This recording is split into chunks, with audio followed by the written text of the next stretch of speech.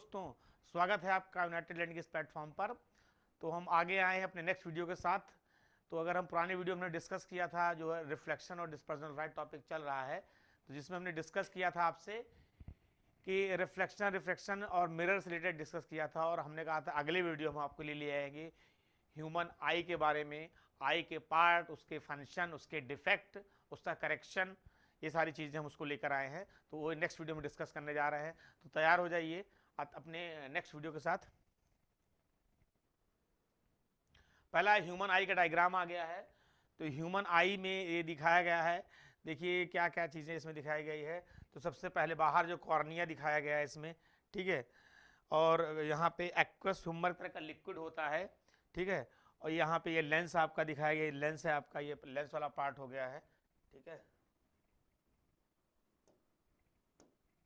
ठीक है, ठीक है। ये विट्रस ह्यूमर है आपका, विट्रस ह्यूमर है यहाँ पर, ठीक है। ये लेंस आपका है, ये आइरिस है, ठीक है, और ये आपकी सस्पेंसरी, ये लिगामेंट्स है, ये ऑप्टिक नर्व है, इधर ये रेटिना है, स्क्लेरा है, कोराइड है, ओविया है, ठीक है।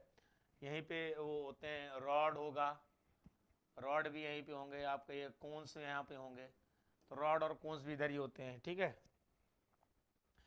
यहाँ पे ये ब्लाइंड स्पॉट होता है, एक यहाँ पे ब्लाइंड स्पॉट होता है, ब्लाइंड स्पॉट, ब्लाइंड स्पॉट होगा, ठीक है, और एक यहाँ पे आपका येलो स्पॉट होता है, ठीक है। रेटिना के पास में आपका क्या होगा, येलो स्पॉट होगा, येलो स्पॉट। बस याद रखना है कि क्या होता है, उस फंक्शन, कोई डायग्राम आपको नहीं आ रहा है, बस आपको याद रखना है कि किसका क्या फंक्शन होता है, क्या इसका काम होता है, ठीक है। इसमें ये जो कवर की है इसको हम सीलरी मसल्स बोलते हैं, ciliary muscles, MUSCLESS, ciliary muscles होती हैं। तो ये सीलरी मसल्स होती हैं जो लेंस को क्या की हैं, वो मतलब पकड़ी हुई हैं, एडजस्ट करी रहती है, लेंस को एडजस्ट कर देती है, सीलरी मसल्स होते हैं। तो एक एक के बारे में सबसे पहले इनके नाम याद होने चाहिए। कॉर्निया, आयरिस, प्यूपिल, सबसे जो बाहर में जो लिक्विड रहेगा वो आपका भी एक्वस ह्यूमर, इसके अंदर जो लिक्विड भरा हुआ विट्रस ह्यूमर, ठीक है। इधर रेटिना याद रखना है, रॉड याद रखना है, कोन याद रखना है, येलो स्पॉट याद रखना है, ब्लाइंड स्पॉट याद रखना है, ऑप्टिक नर्व याद रखना है। तो ये टर्म याद रखना है, ठीक है, ये टर्म। अब इसके फंक्शन, आंखों के पार्ट, अब उसमें डायग्राम नहीं आएगा, आपको डायग्राम बनाना है। आपको क्या आएगा एग्जाम में, आपको आएगा कि इनके फंक्शन क्या हैं, ठीक है, इसमें से कौन सा आँख का पार्ट नहीं है, कौन सा है, ये तक बन सकता है, फंक्शन पूछे सकते हैं। तो इनके पार्ट, पहली बात तो पार्ट याद हो, फिर उनके फंक्शन याद हो, ठीक है, और इसलिए डायग्राम दिया तो कहाँ पे क्या हो सकता है, आप डायग्राम देख करके उसमें क्लिक कर जाए, ठीक है। तो सबसे पहला आपका हो जाएगा कॉर्निया हो जाएगा। कॉर्निया जो होता है, हमने कहा आँख में क्या कहते हैं, हम आँख डोनेट करते हैं, तो आँख नहीं डोनेट करते हैं, कॉर्निया कौन सा हिस्सा डोनेट किया जाता है, तो कॉर्निया का, सॉरी, आँख का कौन सा हिस्सा डोनेट किया जाता है, तो आँख का कॉर्निया पार्ट है वो, जो क्या कहते हैं डोनेट किया जाता है। तो यही सब बातें इसको आपको समझनी है। तो सबसे पहले इसमें कौन कौन से पार्ट हैं, लेंस है, आइरिस है, कॉर्निया है, एक्वस ह्यूमर है, सीलरी मसल्स है, विट्रस ह्यूमर है, रेटिना है, रॉड है, कोन है, येलो स्पॉट है, ब्लाइंड स्पॉट है, ऑप्टिक नर्व है। इसके पार्ट याद रखने, ठीक है, पहला। फिर उसके हम फंक्शन, अब फंक्शन हम देखते जाते हैं। तो पहला हो गया it transparent front part is called cornea. तो आंख का जब सबसे पहला पार्ट आता है इज कॉल्ड कॉर्निया कहा जाता है। जो आंख का सबसे पहला पार्ट आता है उसे हम क्या कहेंगे, दैट इज कॉल्ड कॉर्निया। ये जो पार्ट होगा, जो पार्ट होता है उसे हम क्या कहते हैं, सबसे बाहर वाला part, that is called cornea कहा जाता है, उसे याद रखिएगा, पहला पार्ट, ठीक है। Behind the cornea we find a dark muscular structure.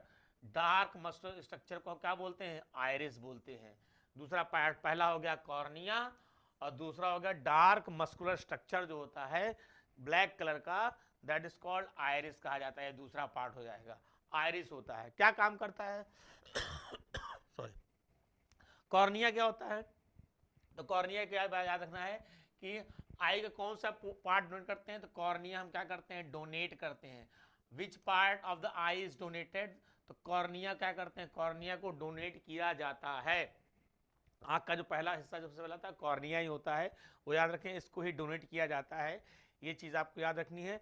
और कॉर्निया होता है, यहाँ से क्या करते हैं, लाइट जो है एंटर करती है, light enter into the eyes, light enter into the eyes, आंखों में एंटर करती है कॉर्निया में, और कौन सा पार्ट डोनेट करते हैं, दैट इज कॉर्निया करते हैं। और सबसे पहला पार्ट कौन सा आता है आंख का, तो कॉर्निया ही आता है। 3 बातें याद रखनी है कॉर्निया की। फिर उसके बाद मस्कुलर स्ट्रक्चर, डार्क कलर का मस्कुलर स्ट्रक्चर, उसको हम क्या बोलते हैं, आइरिस। आइरिस के अंदर एक स्मॉल ओपनिंग होती है, दैट इज कॉल्ड प्यूपिल कहा जाता है। ये तीसरा हो गया, पहला कॉर्निया, दूसरा आइरिस, तीसरा प्यूपिल हो गया। आइरिस के अंदर एक छोटी सी स्मॉल ओपनिंग होती है, स्मॉल ओपनिंग होती है, इसको हम क्या बोलते हैं, प्यूपिल होती है, प्यूपिल बोलते हैं उसको।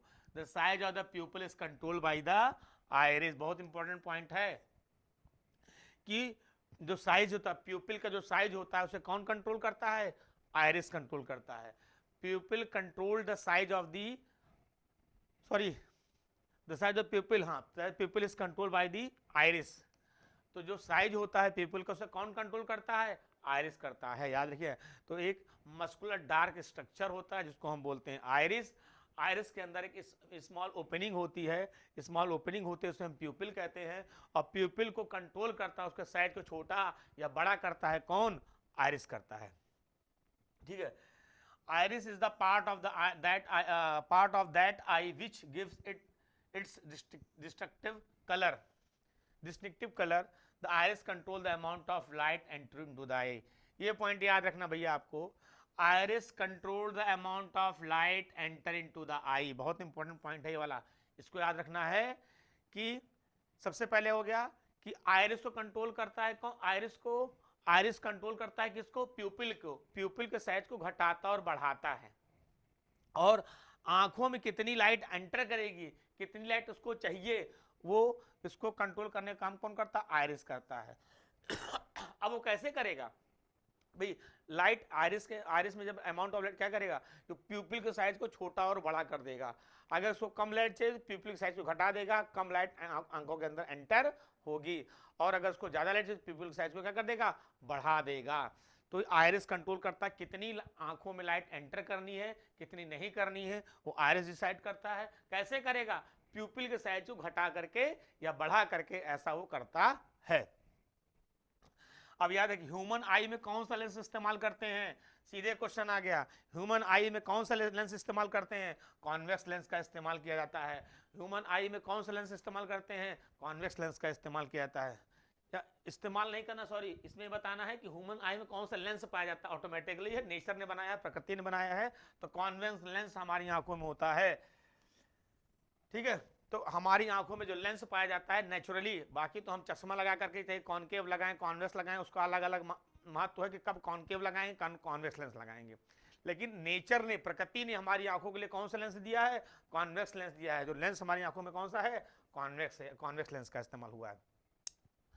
The convex lens of an eye form an image of the object on the screen is called retina. बहुत इंपॉर्टेंट है, जब हमारी आंखों इमेज कहाँ बनती है, तो इमेज का फॉर्मेशन, इमेज फॉर्मेशन जो होता है, इमेज का फॉर्मेशन जो होता है वो कहाँ पे होता है, रेटिना पे होता है।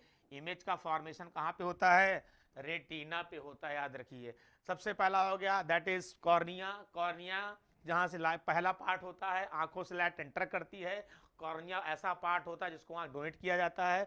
दूसरा पॉइंट बताया मैंने, डार्क मस्कुलर स्ट्रक्चर को सेकंड दूसरा होता है जो आंखों का हिस्सा है, दैट इज आइरिस होता है। आइरिस के बाद उसके अंदर एक छोटी सी झिल्ली होती है जिसको स्मॉल ओपनिंग को प्यूपिल कहते हैं, जो आइरिस के अंदर बनी होती है। आइरिस जो होता है वो प्यूपिल को कंट्रोल करता है, उसके साइज को घटा करके और बढ़ा करके, याद रखना है। उसके बाद आंखों में कितनी लाइट एंटर करनी है इसको डिसाइड करता है कौन, आइरिस करता है। कैसे करेगा, प्यूपिल के साइज को घटा करके और बढ़ा करके। उसके बाद आंखों में, ह्यूमन आईज में जो लेंस इस्तेमाल होता है या होता है, लगा हुआ प्रकृति ने दिया है, नेचर ने दिया है, दैट इज कॉन्वेक्स लेंस होता है। इसकी इमेज जो बनेगी कहाँ बनेगी, रेटिना पे बनेगी। इस वाले पार्ट से इतना पॉइंट आपको याद रखना है। आगे आ जाइए। The retina is covered by the large number of nerve cell. Retina पे बहुत सारी नर्व सेल होती हैं, ऑप्टिक फाइबर जिसे कहते हैं, which are sensitive to the light, जो बहुत सेंसिटिव होती है, लाइट पड़ते हैं एक्टिव हो जाएंगी, लाइट पड़ते एक्टिव हो जाती हैं।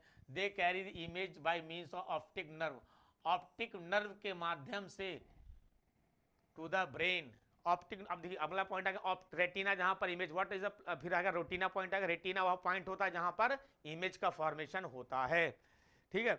रेटिना पे जो इमेज बनती है वो इन्वर्टेड इमेज बनेगी। जैसे अगर मैं पेड़ को देख रहा हूं, अगर मैं पेड़ का ये डिजाइन है, ये पेड़ बना हुआ है, ये पेड़ का डिजाइन है, तो रेटिना पे जो इमेज बनेगी वो पेड़ की इमेज कुछ उल्टी बनेगी भैया, याद रखना। रेटिना पे जो पेड़ की इमेज बनेगी उल्टी बनेगी। ये आपका प्लांट है या पेड़ है, जो भी ले ले, ट्री ले लीजिए, उसकी इमेज रेटिना पे उल्टी बनेगी, यहाँ पे बनेगी। फिर ऑप्टिक नर्व जो है उस इंफॉर्मेशन को ब्रेन के पास ले जाएगा। अब ब्रेन को पता है कि भैया जड़ नीचे होती है और तना पेड़ का ऊपर होता है, पत्तियां ऊपर होती है, तो क्लियर इमेज भैया ये वो इमेज करेक्शन करके देता है कि इस तरह ये आपका पेड़ है, ठीक है। वो बताता है ये सीधा है या उल्टा है, वो कौन बताएगा? वो बताता है ब्रेन आपका। तो अब जो इमेज बनेगी रेटिना पे वो हमेशा उल्टी इमेज बनती है, याद रखना। जो ऑब्जेक्ट हम देखते हैं उसकी उल्टी इमेज बनेगी, उसको सीधा करता है हमारा ब्रेन। ऑप्टिक नर्व उसको ले जाती है उसकी इंफॉर्मेशन को। The image formed on the retina remain for 1/16 of the second and after that it vanish। एक यानी एक 16वां हिस्सा, यानी रेटिना पे जो इमेज बनेगी 1/16 हिस्सा, 16 सेकंड का हिस्सा जो वहां पर रहती है रेटिना पे, उसके बाद वो गायब हो जाएगी। There are two kinds of cell, that is cones which are sensitive to the bright light and rod which are sensitive to the dim light। देखिए दो तरह के सेल्स पाए जाते हैं, याद रखिए, एक होता है कोन्स, एक होता है रॉड, एक होता है कोन्स। अब देखिए उसके बाद रेटिना के बाद हमने डिस्कस कर लिया ऑप्टिक नर्व क्या होता है, बस बता लिया हूं। अब आ गया है रॉड और कोन्स के बारे में। तो जो दोनों बहुत सेंसिटिव हैं, cone which are sensitive to the bright light, यानी खूब उजाला रहेगा, खूब लाइट रहेगी तो कोन्स एक्टिव हो जाएगा, कोन्स क्या हो जाएगा? एक्टिव हो जाएगा। और जब डिम लाइट रहेगी तो कौन एक्टिव हो जाएगा? ठीक है, तो जब जो है हाई लाइट होगी यानी ज्यादा लाइट होगी, या ब्राइट लाइट होगी, ब्राइट लाइट होगी, ब्राइट लाइट होगी, हाइड लाइट होगी, तो वहां पे कोन्स एक्टिव हो जाएगा। और जब डिम लाइट होगी, डिम लाइट होगी वहां पर, ठीक है, डिम लाइट जब होगी तो वहां पे रॉड जो है वो एक्टिव हो जाएगा, ठीक है, याद रखिएगा, ठीक है। तो कोन्स जो होता है, कोन्स याद रखिएगा, ये छोटी सी बात, कोन जो होता है वो आपको क्या प्रोवाइड करता है? कलर प्रोवाइड करता है, colour provide to the eyes. एकदम रख लीजिए दिमाग में भैया, जो कोन होता है वो आंखों को कोन्स कलर प्रोवाइड करता है। बहुत मिलियंस ऑफ कलर हमारे इस कोन से पाए जाते हैं, ठीक है। और जो रॉड होता है जब डिम लाइट होती है, धुंधला लाइट होती है, तभी एक्टिव हो जाता है ताकि वस्तु हमको साफ दिखा सके। तो रॉड जो होता है वो डिम लाइट जब होती है तब ये रॉड्स एक्टिव होता है। दो तरह के सेल आंखों में पाए जाते हैं। The human I focuses the image for different object at different distance by the changing the focal length of the lens. क्या कर रहा है? The human I focuses the image of different object at different distance by changing the focal length of the lens. यानी कि जो image बनाता है object की, जो देखता है वो कैसे देखता है? By changing the focal length of the lens. Lens की फोकल लेंथ को घटा करके बढ़ा करके वो जो है इमेज का फॉर्मेशन करता है, डिफरेंट ऑब्जेक्ट को देखने में मदद करता है। This is done by the ciliary muscles, याद रखिएगा।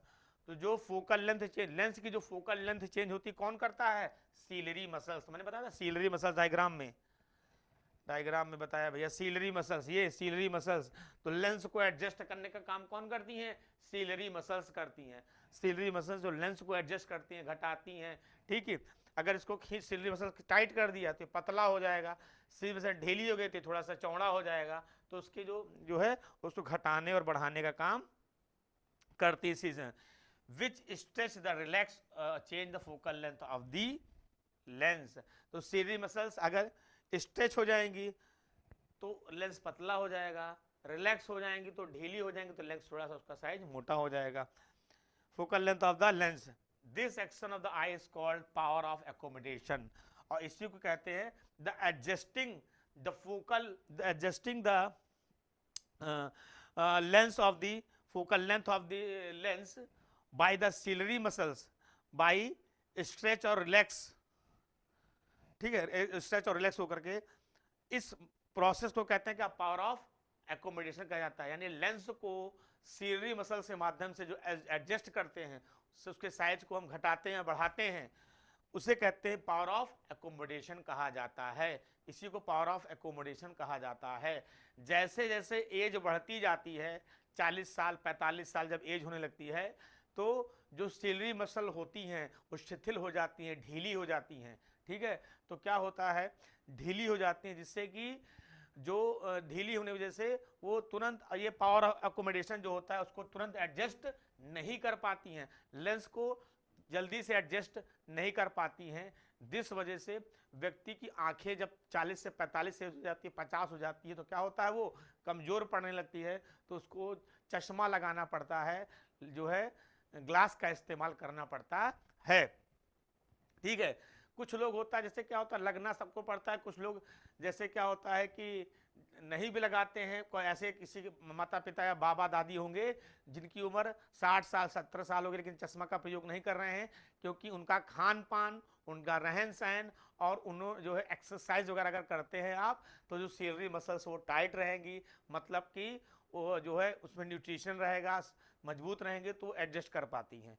ठीक है, लेकिन जब खान पान नहीं सही रहेगा, ठीक है, लुंज रहेगा, तो जो सीलरी मसल शिथिल हो जाएंगी, ढीली हो जाएंगी, और उनका जो पावर ऑफ एकोमोडेशन है, यानी कि जो लेंस को एडजस्ट करने की कैपेसिटी है, वो डाउन हो जाएगी, और फिर उसमें व्यक्ति को लेंस का या चश्मे का, ग्लास का इस्तेमाल करना पड़ेगा। ठीक है।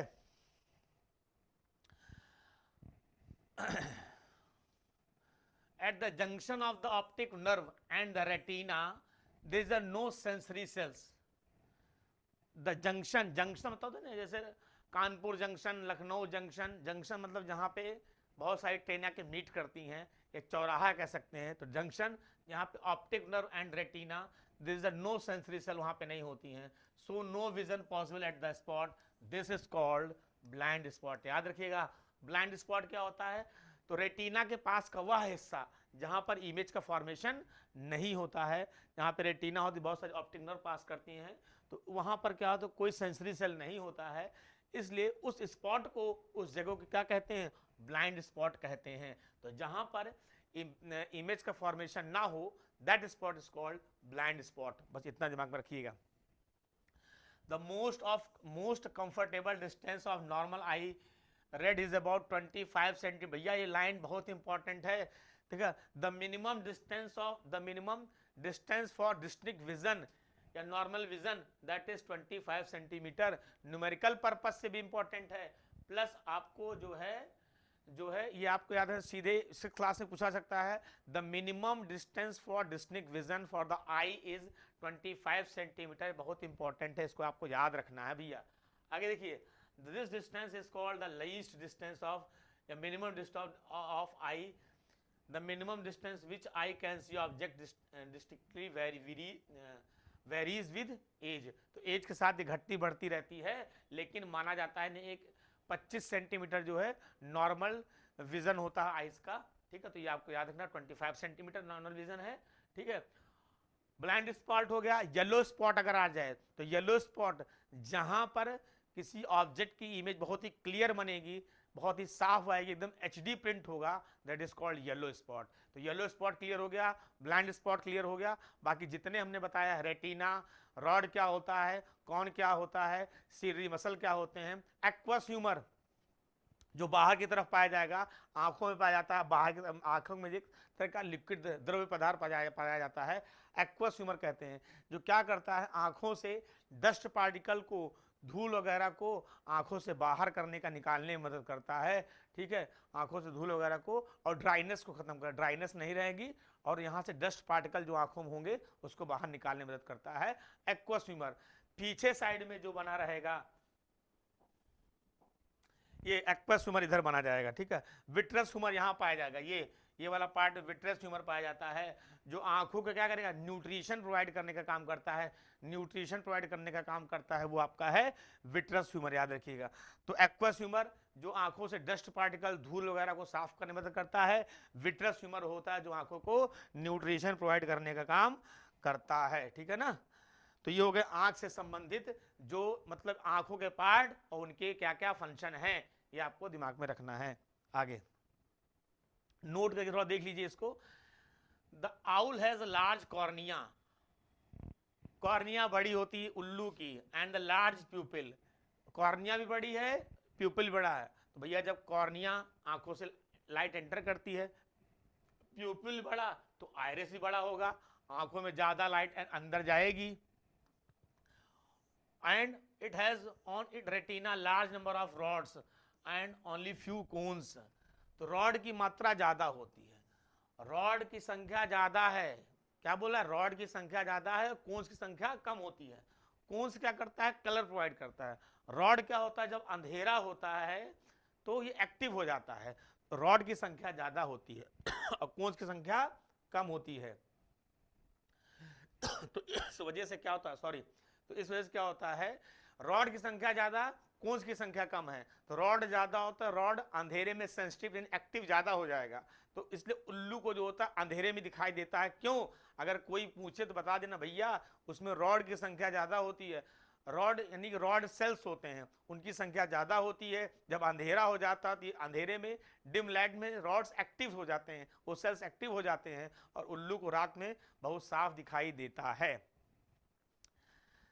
The day birds on the other hand have more cones and few rod, उल्टा हो जाएगा, और जो नॉर्मल बर्ड्स जो होती हैं उनमें कोन्स की संख्या ज्यादा होगी और फीवर यानी रॉड की संख्या कम हो जाएगी।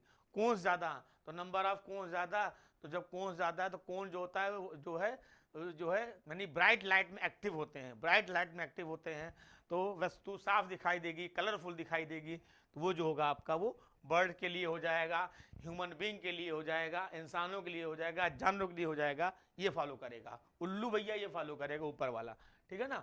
उल्लू की कहानी हो जाएगी कि उसमें रॉड सेल्स ज्यादा होते हैं जो अंधेरे में एक्टिव हो जाते हैं, अंधेरा होते एक्टिव हो जाते हैं और जो उसको साफ दिखाई देता है। तो उल्लू रात में क्यों देख पाता है, उसका कारण ये है, जो नहीं जानता वो जान गया होगा। आगे देखते हैं, डिफेक्ट ऑफ आई, आंखों में बहुत सारी जो है डिफेक्ट होते हैं, उनसे क्या क्या दिक्कतें होती हैं, कैसे उसको हम सही कर सकते हैं उसके बारे में देखिए क्या है।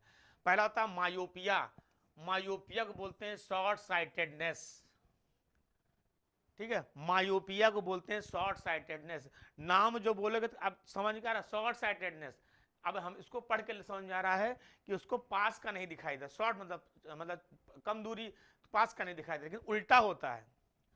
The affected can not be see farther object but can see near object clearly. अब ये ध्यान रखना, जैसे बोले शॉर्ट साइटेडनेस, इसका मतलब समझ जाना। अब शॉर्ट साइटेडनेस तुम ये सोचोगे शॉर्ट यानी पास का नहीं दिख रहा होगा, नहीं, शॉर्ट साइटेडनेस मतलब अगर कोई व्यक्ति मायोपिया का शिकार है तो उसको दूर की वस्तु साफ नहीं दिखाई देगी, can see but clear see nearby object, पास की वस्तु साफ दिखाई देती है। तो शॉर्ट साइटेडनेस मतलब का हो जाएगा, इसका मतलब हो गया कि पास की वस्तु उसको साफ दिखाई देगी, दूर की वस्तु जो है उसको साफ दिखाई नहीं देगी। इस डिफेक्ट को खत्म करने के लिए कॉनकेव लेंस का इस्तेमाल किया जाता है, इस डिफेक्ट को खत्म करने के लिए कॉनकेव लेंस का इस्तेमाल किया जाता है। तो what is the use of concave lens, तो एक यूज आपका हो जाएगा, मायोपिया को करेक्ट करने के लिए कॉनकेव लेंस का इस्तेमाल किया जाता है। कॉनकेव लेंस क्या होता है, आउटर साइज यानी एंड पॉइंट पे ब्रॉड होगा और मिड पॉइंट पर थिन होगा, वो कह सकते हैं कि आपका that is called concave lens, इसको कहा जाता है। अब देखिए जो होता क्या है, जब फार में ऑब्जेक्ट रखा गया है, दूर में ऑब्जेक्ट रखा गया है, तो होता क्या है, तो होता क्या है कि जो ऑब्जेक्ट की इमेज बनेगी, तो इमेज जो बनती है बननी चाहिए यहाँ पर, रेटिना यहाँ पे होगा और ये जा करके पहले ही मुड़ जाएगी, ये जा करके पहले यानी यहीं पे ही मुड़ जा रही है, वहां पे नहीं पे रेटिना यहाँ पे भैया, रेटिना पे लाइट नहीं पहुंच रही, पहले ही डाउनफॉल हो जा रही है, ये डाउनफॉल हो जा रही है, तो ये कंडीशन हो जाती है। तो क्या करते हैं, अब हमने इस्तेमाल किया कॉनकेव लेंस का इस्तेमाल किया। कॉनकेव लेंस क्या होता है, ये आपका डाइवर्जिंग होता है, फैला देगा, तो जब डाइवर्जिंग होगा तो ये जब ये जाएगी लाइट यहाँ से तो क्या करेगा, पहले मुड़ जा रही थी, अब जा करके थोड़ा सा वो आपके रेटिना पे पहुंच जाएगी और व्यक्ति को साफ दिखाने लगेगा, क्लियर इमेज बनने लगेगी। तो फार ऑब्जेक्ट होता है, तो जो लाइट है वो रेटिना से पहले मीट कर जाती है, यानी रेटिना तक लाइट नहीं पहुंच रही, इमेज नहीं बन पाती है। इसने क्या इस्तेमाल किया, लेंस इस्तेमाल किया, कॉनकेव लेंस का इस्तेमाल किया, जो उसको डाइवर्स कर थोड़ा सा फैला देती है और जा करके इमेज रेटिना पर बना देती है। तो इसलिए वहां पर कॉनकेव लेंस का इस्तेमाल किया जाता है। मायोपिया कहें या शॉर्ट साइटेडनेस कहें, दोनों का मतलब एक ही है। शॉर्ट साइटेडनेस जैसे बोले मतलब दूर का नहीं दिखेगा, पास का साफ दिखेगा। आगे अगला हो गया hypermetropia. Hypermetropia long sightedness, just उल्टा, लॉन्ग साइटेडनेस कहना ही चाह रहा है कि affected can not see near object, उल्टा हो जाएगा, but can see farther object, जिसको पास का नहीं दिखाई देगा, दूर का साफ दिखाई देगा, दैट इज कॉल्ड हाइपरमेट्रोपिया या लॉन्ग साइटेडनेस कहा जाएगा। और इसको सही करने के लिए कॉन्वेक्स लेंस का इस्तेमाल किया जाएगा, कॉन्वेक्स लेंस का। तो कॉन्वेक्स लेंस का एक यूज हो गया हाइपरमेट्रोपिया, लॉन्ग साइटेडनेस को सही करने के इसका इस्तेमाल कर सकते हैं। तो जब पास में वस्तु रखी है, नियरेस्ट ऑब्जेक्ट है, तो उसकी इमेज कहाँ बन रही है, उसकी इमेज बन जा रही है, ये रेटिना है, रेटिना के बाहर बन जा रही है, रेटिना के पीछे बन रही है, बिहाइंड रेटिना बन रही है। तो हमने क्या किया, कॉनकेव लेंस का इस्तेमाल कर लिया, सॉरी कॉन्वेक्स लेंस का इस्तेमाल किया। और जो कॉन्वेक्स लेंस होता है वो कन्वर्जिंग होता है, तो जो लाइट दूर मुड़ रही तो उसको पहले उसने क्या कर दिया, मोड़ देता है, और आपकी इमेज जो होती है वो रेटिना पे उसका फॉर्मेशन होने लगता है, रेटिना पे उसका फॉर्मेशन होने लगता है। तो जो इमेज बिहाइंड द मिरर बन रही थी तो इमेज बनी दिखेगी नहीं, क्योंकि जब तक रेटिना पे इमेज बनेगी दिखेगी नहीं, तो रेटिना पे इमेज का फॉर्मेशन कर देता है। तो ये हो गया कॉन्वेक्स लेंस के बारे में। तो याद रखिएगा, hypermetropia long sightedness, long sightedness का मतलब होता है पास की वस्तु साफ नहीं दिखाई देगी, दूर की वस्तु हमें साफ दिखाई देती है। उसको सही करने के लिए कॉन्वेक्शन लेंस का इस्तेमाल करेंगे। ऐसा क्यों होता है, क्योंकि जो इमेज बनती है रेटिना के पीछे बनती है, हमको इमेज चाहिए रेटिना पे, उसके लिए हम कॉन्वेक्स लेंस का इस्तेमाल करेंगे और इमेज का फॉर्मेशन हो जाएगा। फिर अगला होता है प्रेसबायोपिया। ठीक है, it is a combination of presbyopia and hypermetropia, always happen in the old age. Eye loses the power of accommodation. It can be rectified by bifocal lens. तो यही बता रहा है यहाँ पे, मैं बता चुका हूँ, पावर ऑफ एकोमोडेशन, जैसे जैसे एज बढ़ती जाती है सीलरी मसल्स शिथिल होती जाती हैं, ढीली होती जाती हैं। ठीक है, जैसे चमड़ी अभी टाइट है, जवान है तो टाइट है, बुढ़े होते जाएंगे तो चमड़ी क्या हो जाएगी, ये ढीली होती जाएगी। तो वही आंखों के अंदर की जो सीलरी मसल्स वो भी ढीली हो जाएगी, जो लेंस को एडजस्ट करती है, और जो लेंस को एडजस्ट करती है उसको कहते हैं पावर ऑफ एकोमोडेशन। तो पावर ऑफ एकोमोडेशन को एडजस्ट करने की क्षमता क्या हो जाएगी, धीरे धीरे कम होने जाएगी। ना हमें दूर की वस्तु सही से दिखाई देगी ना हमें पास की वस्तु सही दिखाई देगी सॉरी, एडजस्ट करने में क्या लगेगा, हमको समय लगेगा। ठीक है, दिखेगा बहुत बहुत ध्यान से तब दिखेगा, ऐसा होने लगेगा। तो वहां पर हम जो है बाइफोकल लेंस का इस्तेमाल करेंगे, मतलब कॉनकेव और कॉन्वेक्स दोनों लेंस का इस्तेमाल किया जाएगा। ठीक है ना, दोनों लेंस का इस्तेमाल किया जाएगा। ठीक है, तो उसमें आप देखेंगे यहाँ पे, ये तो जो नीचे वाला है ये देखिए यहाँ पे, ठीक है, ऊपर डिस्टेंस और नियर, तो नियर के लिए यहाँ पे आपका कॉन्वेक्स लेंस का इस्तेमाल करेंगे, ऊपर के लिए कॉनकेव लेंस का इस्तेमाल करेंगे। तो बाइफोकल लेंस का इस्तेमाल करके हम ऑब्जेक्ट को क्या करें, ये सिंगल विजन के लिए है डिस्टेंस, हाँ डिस्टेंस और नियर दोनों दिया गया है। तो ऊपर वाले हिस्से में कॉनकेव का, नीचे वाले हिस्से में कॉन्वेक्स लेंस का इस्तेमाल किया जाएगा। ठीक है ना, तो ये दो लेंस का इस्तेमाल करते हैं, जिससे सामने देखना है तो ये वाला काम करेगा, नीचे की तरफ देखना है तो ये वाला काम करेगा, नीचे वाला पार्ट काम करेगा। ठीक है, तो बाइफोकल लेंस का इस्तेमाल किया जाएगा किसके लिए, प्रेसबायोपिया में। ठीक है, प्रेसबायोपिया क्यों होता है, जैसे जैसे एज बढ़ती जाती है सीली मसल जो है, सीली मसल जो होंगी वो क्या हो जाएंगी, शिथिल हो जाती हैं, ढीली हो जाती हैं, जिससे वो लेंस को एडजस्ट नहीं कर पाती हैं। तो वहां पे हम बाइफोकल लेंस का इस्तेमाल करते हैं। बाइफोकल मींस बोथ कॉनकेव और कॉन्वेक्स लेंस का इस्तेमाल किया जाता है। नेक्स्ट देखिए, अगला देखिए एस्टिग्मेटिज्म क्या होता है। ठीक है, एस्टिग्मेटिज्म क्या होता है, it happens when the cornea is not spherical. जब कॉर्निया स्फेरिकल नहीं होती हैं तब ये समस्या होती है, ये डिजीज होती है। In it a person is unable to see horizontal and vertical line clearly simultaneously, यानी एक साथ हॉरिजॉन्टल और वर्टिकल लाइन जो है उसको देखने में क्या होती है, दिक्कत होती है। तो अगर कोई बच्चा डिफेंस में जा रहा है और वो एयरफोर्स में पायलट वगैरह के लिए जा रहा होता है तो उसको फिर डिस्क्वालीफाई कर दिया जाता है, क्योंकि एस्टिमेटिज्म जो है ये दिक्कत जो होती है, अगर हम देखें डिफेंस पर्पस में तो एयरफोर्स में इसके लिए बहुत ज़्यादा दिक्कत माना जाता है। तो अनेबल टू से हॉरिजॉन्टल वर्टिकल क्लियरली एक साथ नहीं देख पाता है, आइदर हॉरिजॉन्टली या vertical line be seen clearly, या तो हॉरिजॉन्टल क्लियर देख पाएगा या फिर वो क्या होगा वर्टिकल को क्लियर देख पाएगा। तो नॉर्मल का देखिए दिखा रहा है, ये इसका आई फोकल पॉइंट हो रहा है नॉर्मल आइज का, और जब एस्टिमेटिस बीमारी है तब जो है वो जो है उसको सही नहीं दिखाई दे रहा, उसको डिफेक्ट में दिक्कत हो जा रही है, ठीक है ना, ये इसका दिखाया गया है। तो एस्टिमेटिज्म अगर बीमारी तो ये समस्या हो जाती है, ठीक है ना। अब इसके लिए क्या होगा, it can be rectified using cylindrical और टॉरिक लेंस। तो यहाँ पे कौन से इस्तेमाल करते हैं, याद रखना बस दिमाग में, सिलिंड्रिकल लेंस। एस्टिमेटिज्म वो डिजीज होती है या डिफेक्ट होता है आंखों में जिसमें एक साथ हॉरिजॉन्टल और वर्टिकल हम जो है चीज को एक साथ हम किसी वस्तु को देख नहीं पाते हैं, ठीक है, नहीं देख पाते हैं।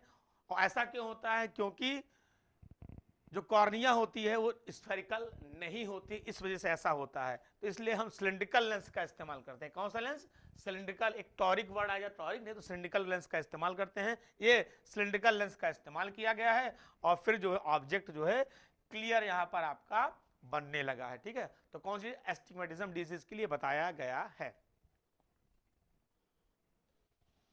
अगला देखिए डिस्पर्जन ऑफ लाइट क्या होता है। Dispersion of light, splitting of white light into 7 constituents colors wavelength on passing through the transparent medium known as is known dispersion of light।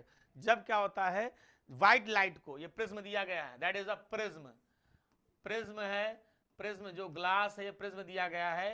ये व्हाइट लाइट क्या करेगी, व्हाइट लाइट यहां से पास कर रही है और ये 7 डिफरेंट कलर में क्या हो जा रही है, ब्रेक हो जा रही है, 7 डिफरेंट कलर में ब्रेक डाउन हो जा रहा है, ठीक है। तो passing of white light through the prism, ठीक है, constituent into 7 different colour, that is called dispersion of light कहा जाता है, that is called dispersion of light कहा जाता है। Dispersion occur because light of different colour present in white light have different wavelength. जो different colour होगा due to different wavelength and they travel at different speed in a medium. तो पैदा हो जाएगा इनकी वेवलेंथ जो है डिफरेंट होगी, डिफरेंट कलर होने का कारण क्या है, वेवलेंथ डिफरेंट होगी, स्पीड ऑफ द लाइट जो होगा मीडियम अलग अलग होगा, रिफ्रैक्शन ऑफ अ लाइट रे in the medium depend on its speed. तो स्पीड पे डिपेंड करती है, जो रिफ्रैक्शन होता है वो किस पे डिपेंड करती है, स्पीड पे डिपेंड करता है। As each coloured light has different speed the constituented coloured lights are reflected at different extent inside the prism.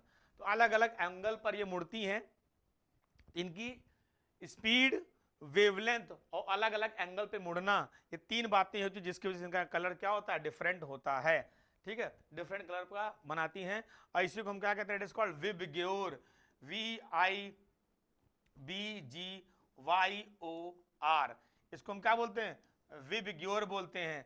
ये आपका हो जाएगा वायलेट, वायलेट, दूसरा हो जाएगा इंडिगो, इंडिगो, तीसरा हो जाएगा ब्लू, BLUE, फिर हो जाएगा ग्रीन,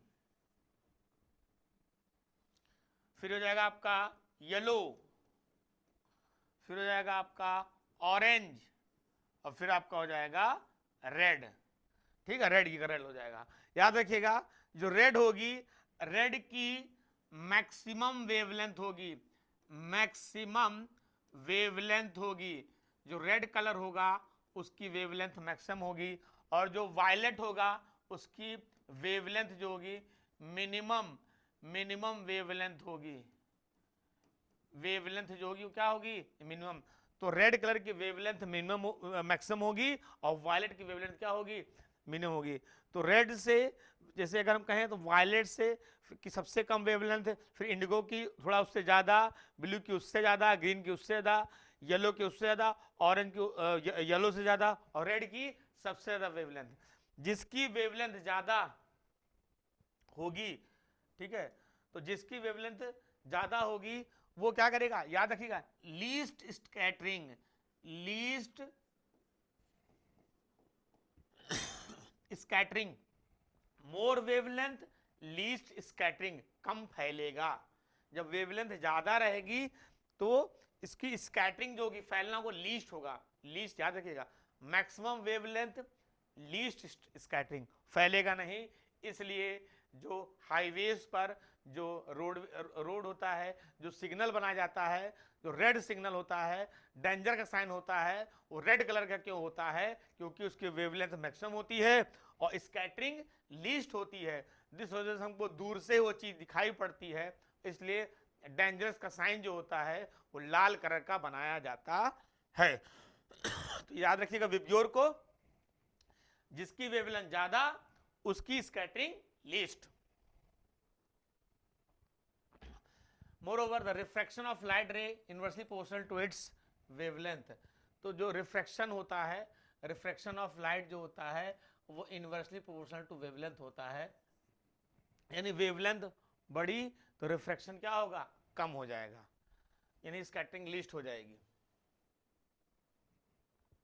या रिफ्रैक्शन क्या कर सकते हैं, स्कैटरिंग, स्कैटरिंग ऑफ लाइट। तो स्कैटरिंग मोर वेवलेंथ, वेवलेंथ, तो अगर वेवलेंथ ज्यादा तो स्कैटरिंग कम, स्कैटरिंग क्या हो जाएगी, कम, और जिसके स्कैटरिंग कम बहुत डार्क रहेगा, हमको दूर से दिखाई देगा। Red colour light which has large wavelength is deviated less, कम डेविएशन होगा। The violet colour light which has short wavelength deviate more. तो वायलेट की वेवलेंथ जो होती है वो का होगी, कम होती है, तो उसका डेविएशन ज्यादा होगा, स्कैटरिंग ज्यादा होगी, स्कैटरिंग डेविएशन क्या होगा, ज्यादा किसका, वायलेट का। और रेड हो जाए, जो रेड होगी, रेड होगा वेवलेंथ, तो रेड जो रेड कलर का होगा उसका डेविएशन कम होगा, लेस डेविएशन। और वायलेट कलर जो होगा, जिसका जो है वेवलेंथ छोटी होगी, इसलिए उसका डेविएशन ज्यादा होगा। याद रखिएगा भैया, बहुत इंपॉर्टेंट है ये। Example of dispersion of light, a rainbow is example of dispersion of light, जिसमें आप देखेंगे कि जो पानी की बूंदें होंगी, जब बारिश होती है तो रेनबो बनता है। तो जो पानी की बूंदें हैं वो काम करेंगी, यानी रेन ड्रॉप जो हैं, रेन ड्रॉप क्या है, ये प्रिज्म का काम करेंगी। किसका काम करेंगी, प्रिज्म का काम करेंगी। और सूरज की किरणें, सूरज की किरणें इस पे पड़ेगी, ठीक है, सूरज की किरणें इस पे पड़ेंगी। तो सूरज की जब किरणें से पड़ेगी तो क्या होगा, सूरज इधर है तो रेनबो बनेगा इधर, तो रेनबो का फॉर्मेशन होगा, क्या होगा, रेनबो का फॉर्मेशन होगा, रेनबो बनेगा, ठीक है। डिफरेंट कलर में क्या बन जाएगा, इंद्रधनुष का फॉर्मेशन होगा। तो क्या होगा, रेन ड्रॉप, प्रिज्म काम पड़ेंगी, व्हाइट लाइट पड़ेंगी सन से, सूर्य से व्हाइट लाइट पड़ेगी, और जो व्हाइट लाइट जो 7 डिफरेंट कलर में टूट जाएगा और क्या दिखेगा हमको, रेनबो दिखेगा। तो व्हाइट जो पानी के ड्रॉप्स हैं, रेन ड्रॉप हैं, वो काम कर रहे हैं प्रिज्म का। सूरज की जब व्हाइट लाइट से पड़ रही है, रेनबो का फॉर्मेशन होता है। ऐसा तब होता है जब बारिश होती है। इसका एग्जाम्पल भी दिया गया है, ये रेनबो का दिखाया गया है आपको, ये रेनबो का एग्जाम्पल है भैया, ठीक है। आगे देखो, पेट्रोलियम स्पिल्ड ऑन वाटर, जब तेल कहीं रिसाव हो जाता है, तेल पेट्रोलियम फैल जाता है, तो कुछ इस तरह से देखिए बना हुआ कलर। तो ये जो एग्जांपल है किसका है, पेट्रोलियम स्पिल्ड का है। पेट्रोलियम स्पिल्ड का एग्जांपल है, जब पेट्रोल फैल जाता है तो कोई भी रेनबो की तरह बन जाता है। जैसे सोप बबल, साबुन का जो फेना बनता है तो जो बबल बनते हैं उसमें कलर दिखाई देगा। तो जो सोप बबल होगा, सोप बबल होगा, सोप बबल होगा, वो भी जो है आपका इसी का एग्जाम्पल हो जाएगा। रंगी बिरंगा दिखा तो वो भी रेनबो का एग्जाम्पल हो जाएगा। प्रिज्म तो बता ही दिया है, विबग्योर जो बनाएगा, विबग्योर जो बनेगा वो प्रिज्म का एग्जाम्पल हो जाएगा, डिस्पर्जन ऑफ लाइट का। प्लास्टिक रूलर, जो हम लोग स्केल देखते हैं बचपन में, अभी देखते हैं स्केल तो कलरफुल दिखाई, स्केल कैसे पकड़े देखिए, कलरफुल दिखाई देगा, तो वो भी किसका एग्जाम्पल है, डिस्पर्जन ऑफ लाइट का। तो रेनबो का फॉर्मेशन हो गया, प्रिज्म का विबग्योर हो गया, पेट्रोलियम का जो ये फैल जाता है, स्प्लिट हो जाता है उसका, और सोप बबल हो गया, और प्लास्टिक रूलर हो गया, ये सारे एग्जाम्पल डिस्पर्जन ऑफ लाइट के हैं। एग्जाम्पल और मिलते हैं, उसको ऐड करेंगे, ठीक है। तो ये जो टॉपिक है हमारा रिफ्लेक्शन, रिफ्रैक्शन, उसके बाद mirror, convex mirror, concave lens, convex lens, refractive index, eyes, उनके पार्ट, उनके फंक्शन, उसके बाद हमने पढ़ लिया डिस्पर्जन ऑफ लाइट और उसके बारे में सारा डिस्कस कर लिया, ठीक है। तो यही सारी चीज़ें हैं जो रिफ्लेक्शन और रिफ्रैक्शन में कवर करती हैं। इसको हमने 3 पार्ट में ख़त्म करने की कोशिश की है। तो अगर आप इसको अच्छे से रिवाइज करते हैं, इन तीनों वीडियो को अच्छे से देख लेते हैं, तो आपको इसके क्वेश्चन को करने में कोई दिक्कत नहीं आएगी। अब इसका हमारा नेक्स्ट वीडियो आएगा जिस पर हम इससे रिलेटेड क्या करेंगे, क्वेश्चन को डिस्कस किए हुए हैं तो उन क्वेश्चन को हम डिस्कस करेंगे ताकि हम देखें कि हमारी प्रिपरेशन कहाँ तक पहुंची है, कितना हम तैयारी कर लिए हैं। तो तब तक के लिए आप इसको रिवाइज करिए और मिलते हैं अपने वीडियो में, नेक्स्ट वीडियो में, जिसमें हम रिफ्लेक्शन, रिफ्रैक्शन से रिलेटेड या जो भी टॉपिक हमने अभी पढ़ा हुआ है उस पर क्वेश्चन डिस्कस करेंगे। तब तक के लिए जय हिंद क्लास।